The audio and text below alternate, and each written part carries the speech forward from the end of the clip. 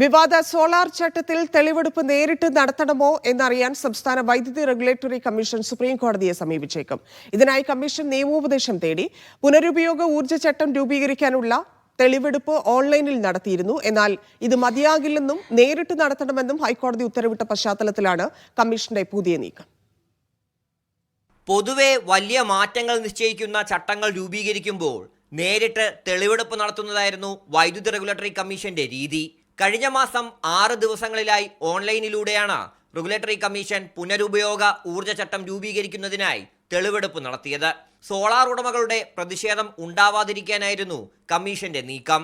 Online സിറ്റിംഗിൽ അഭിപ്രായം പറയാൻ വേണ്ടത്ര സമയം കമ്മീഷൻ നൽകിയില്ലെന്ന് അന്നേ സോളാർ ഉടമകൾ പരാതിപ്പെട്ടതാണ്.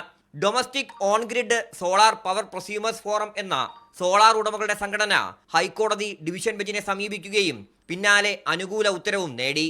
ഇതോടെയാണ് കമ്മീഷൻ ഹൈക്കോടതി ഉത്തരവിനെതിരെ സുപ്രീം കോടതിയെ സമീപിക്കുന്നതിൽ നിയമോപദേശം തേടിയത്.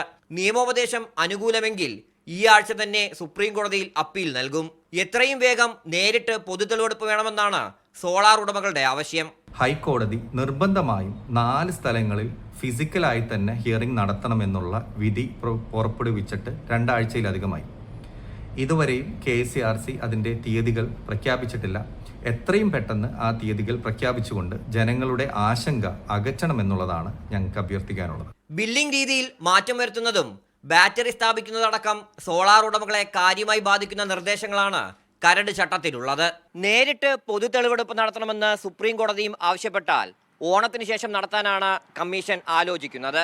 അങ്ങനെയെങ്കിൽ അതിൽ പങ്കെടുത്ത് അഭിപ്രായം പറയാൻ സോളാർ ഉടമകൾ ഇനിയും കാത്തിരിക്കേണ്ടി വരും. തിരുവനന്തപുരത്ത് നിന്ന് RB സനു, മീഡിയ 1.